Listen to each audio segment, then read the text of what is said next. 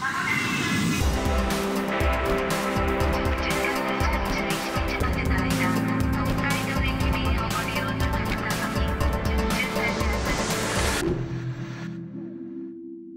and thanks for joining us. Coming up, The Mother and the Whore, Faster, Pussycat, Kill Kill. Welcome to Encore's weekly film show where we're talking about some rather interestingly named old movies. Votre sexe, Alexandre, n'a pour moi aucune importance. Ce qui est très amusant entre nous, c'est qu'il y a quelqu'un qui se prend au sérieux et quelqu'un qui ne se prend pas au sérieux. For your own safety, see Faster, Pussycat. Kill, kill. Wild women, wild wheels. Race the fastest pussycats and they'll beat you.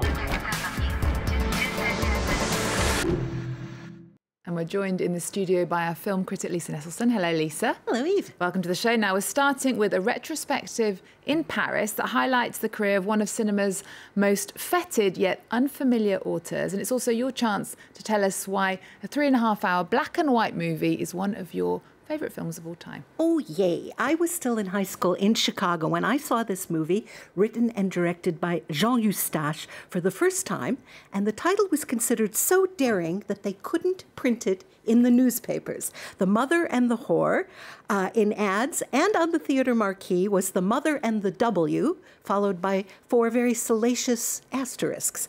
I honestly didn't notice that it was a 3.5-hour long movie because time flew by back then, and as it has on every occasion since I've seen it, as I've seen it since. And not that it's easy to see, because it has never been released on DVD, and if there was a copy in a lending library or a video rental store, it was stolen a very long time ago, which is why the fact that this month in Paris at the Cinémathèque Française, they are doing a retrospective that will show my favorite French movie no less than 3 times, from now through May 21st, the wonderful films of Jean Eustache. Let's take a look at The Mother and the Whore. Ce qui est très amusant entre nous, c'est qu'il y a quelqu'un qui se prend au sérieux et quelqu'un qui ne se prend pas au sérieux. Devinez qui se prend au sérieux. De vous deux ou de nous 3? De nous deux, d'Alexandre et de moi. Écoute, Marie, permets-moi au moins une fois. Mais je te permets. Permets-moi, je t'en prie, Marie. Permets-moi pour une sombre histoire de cul. Here we go, a clip from The Mother and the Whore. May I ask what it's about? Not to get pretentious, but it's about life itself. Jean-Pierre Léaud plays Alexander, who fits the stereotype of the Parisian dandy who whiles away time having philosophical conversations in cafes while juggling his feelings for more than one woman. Alexander is pretty much financially supported by Marie, brilliantly played by the late Bernadette Lafont. She runs a dress shop, and Alexander lives with her in the apartment that she pays for. Mature behavior isn't one of Alexander's strong suits, but Marie pretty much accepts that because, after all, Alexander is adorable. He strikes up an intense friendship with Veronica, a nurse who spends her spare time in cafes smoking cigarettes. She's played by Françoise Lebrun, who wasn't trained as an actress but turned out to be an absolutely superb one. Veronica is an independent woman. We can tell that she's been hurt now and again, and she and Alexander hook up, as the youngsters say nowadays. Who's the mother? Who's the whore? There is no neat quiz show type answer. This movie is both funny and heartbreaking. Every word, every comma was written by Eustache, based very closely on his own life, and the whole thing flows as if it's being lived right before our eyes. It's art. And so why is it your favourite French film? Well, bear with me. There's a lot of art imitating life here. For example, Lebrun had been the director's girlfriend in real life, and Lafont was playing the director's current real-life girlfriend, Catherine Garnier, who came up with the costumes for the film. Portions of the movie were shot in her apartment and in the boutique she ran. Some of the dialogue echoed her real pronouncements and their actual arguments, which Eustache apparently tape-recorded without her knowledge. Garnier commits suicide after the first showing of the film, and she left a note that said, "Don't change a thing, it's magnificent." Call me silly, but I don't think movies like Star Wars have that effect on people. Eustache didn't make that many more films before he, too, commits suicide, but he left an extraordinary number of post-wave classics. Another one is Une sale histoire, in which Michael Lonsdale tells the story of how he became converted to voyeurism. Now, if you want to learn more about all this, and you read French, you should learn French just to read this book. It's a new book by Luc Perrault, who was Eustache's assistant on 3 of his films. It's full of juicy details, but it's also written for the layman, and it tells you what goes into making a movie, who does what. It's terrific. In cinema, if not in politics, this retrospective is the most important thing happening in France this month, aside from that small film festival they hold in Cannes. And the reaction to the screening of The Mother and the Whore at Cannes in 1973, in fact, is one of those scandals they still talk about. It was ahead of its time, and it's timeless. OK, well, onto a French film that's much easier to see, as it's out in France this week. It's called De toutes mes forces, which roughly translates as With All My Might. I enjoyed this film enormously. Newcomer Khaled Alouche is superb as Nassim, a resourceful teenager who never knew his father and loses his mother before the opening credits are over with. He commutes 40 minutes each way to the rather nice Paris high school he attended before being orphaned. But instead of admitting that he's been placed in a modest government facility for mostly wayward minors, Nassim maintains the charade that he's living with an uncle in a classy suburb. So he's set up two separate realities, and he has to navigate all the pitfalls that implies. In the shelter, he loses his virginity to a rather aggressive, lower-class young woman, but at school, he's courting a well-bred young lady from an intellectual family. Let's take a look.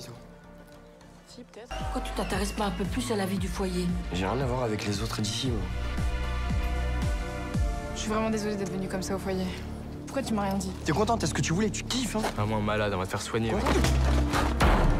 Pourquoi je pourrais pas rester au lycée comme les autres? T'as vu tes notes? Dès qu'il y a une difficulté, tu baisses les bras, t'as pas la niaque. Si tu veux faire partie de leur monde à tes camarades de classe, là, donne-toi au moins les moyens. Ta maman est décédée parce qu'elle prenait trop de médicaments. Vous avez du mal à dire le mot suicide.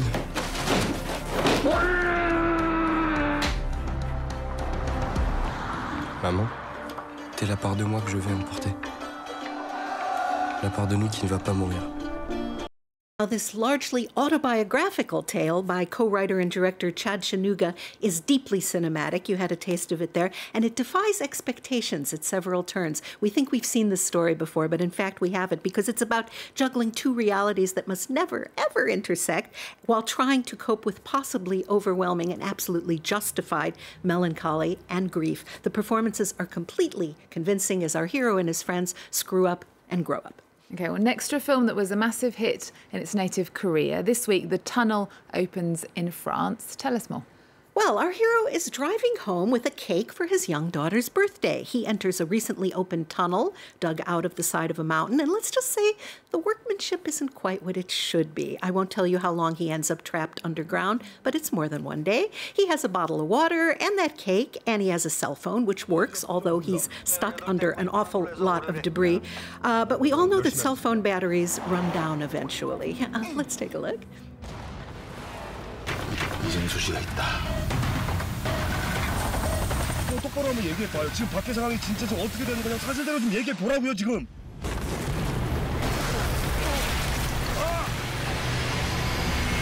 계획이 현재까지 500억이 넘습니다.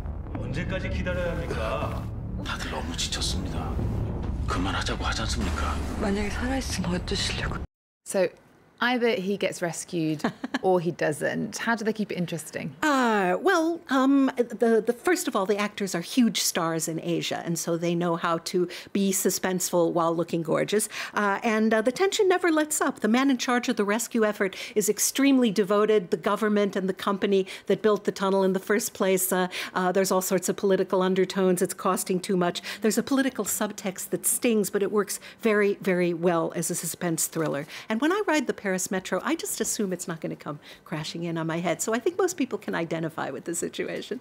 OK, well, just before we go, the 1965 exploitation classic Faster, Pussycat, Kill, Kill, what a great name, is being re-released in France this week. Tell us about the very independent American director, Russ Meyer.